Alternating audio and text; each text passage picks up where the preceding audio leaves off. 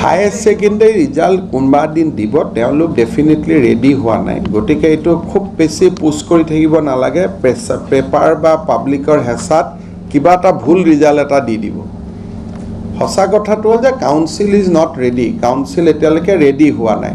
আমি যদি এটা মানসিক কাউন্সিলৰ ওপৰত হেঁচা আনো ৰিজাল্টটো সোনকালে দিব লাগে বুলি, তাৰ ৰিজাল্টটো কি হ'ব যে ভুল ৰিজাল্ট এটা দি দিব। আকৌ গতিকে যিদিনাখনে ৰিজাল্ট ৰেডি হয় তাৰ 24 ঘণ্টাৰ ভিতৰত ৰিজাল্ট দি দিব। আৰু আউটাৰ ডেট এটাতো থাকেই যে আমাৰ এডমিশ্যনবিলাক ষ্টাৰ্ট হ'ব এপ্ৰিলৰ শেষৰ ফালে। গতিকে সময়ত ৰিজাল্টটো দিব। এই বছৰ কাউন্সিলৰ ৰিজাল্টটো দিওঁতে 7-8 দিন দেৰি হৈছে, কিন্তু বহুত বেছি প্ৰেছাৰ কৰি থাকিলে ভুল ৰিজাল্ট ওলাই যাব। সেইকাৰণে যোনদিনা ৰিজাল্ট দিব ৰাতিপুৱা গম পাব, গধূলি ৰিজাল্ট পাই যাব ধুনীয়া কৰি। ক'ৰবাত 3 দিন 4 দিনো হ'ব পাৰে, 7 দিনো হ'ব পাৰে, কিন্তু এটা নিৰ্ধাৰিত সময়ৰ আগততো ৰিজাল্ট দিবই। মই এইটোলৈ বহুত বেছি স্পেকুলেট কৰি থাকিবৰ কাৰণে মই ভাবোঁ যে এইটো উচিত নহয়। কাৰণ একদম ময়ো ফোন কৰি সোধা নাই, সেইকাৰণে বেছিকৈ খবৰ লৈ থাকিলে তেওঁলোকে ভুল ৰিজাল্ট এটা দি দিব আৰু বহুতৰ জীৱনবিলাক বেয়া হৈ যাব।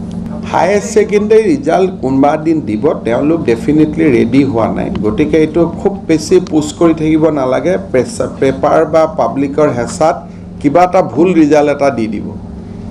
সঁচা কথাটো হ'ল যে council is not ready. Council এতিয়ালৈকে ৰেডি হোৱা নাই। আমি যদি এটা মানসিক কাউন্সিলৰ ওপৰত হেঁচা আনো ৰিজাল্টটো সোনকালে দিব লাগে বুলি, তাৰ ৰিজাল্টটো কি হ'ব যে ভুল ৰিজাল্ট এটা দি দিব। আকৌ গতিকে যিদিনাখনে ৰিজাল্ট ৰেডি হয় তাৰ 24 ঘণ্টাৰ ভিতৰত ৰিজাল্ট দি দিব। আৰু আউটাৰ ডেট এটাতো থাকেই যে আমাৰ এডমিশ্যনবিলাক ষ্টাৰ্ট হ'ব এপ্ৰিলৰ শেষৰ ফালে। গতিকে সময়ত ৰিজাল্টটো দিব। এই বছৰ কাউন্সিলৰ ৰিজাল্টটো দিওঁতে 7-8 দিন দেৰি হৈছে, কিন্তু বহুত বেছি প্ৰেছাৰ কৰি থাকিলে ভুল ৰিজাল্ট ওলাই যাব।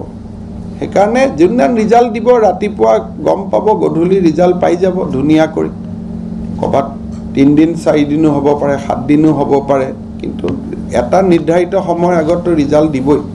মই এইটোলৈ বহুত বেছি স্পেকুলেট কৰি থাকিবৰ কাৰণে মই ভাবোঁ যে এইটো উচিত নহয়। কাৰণ একদম ময়ো ফোন কৰি সোধা নাই, সেইকাৰণে বেছিকৈ খবৰ লৈ থাকিলে তেওঁলোকে ভুল ৰিজাল্ট এটা দি দিব আৰু বহুতৰ জীৱনবিলাক বেয়া।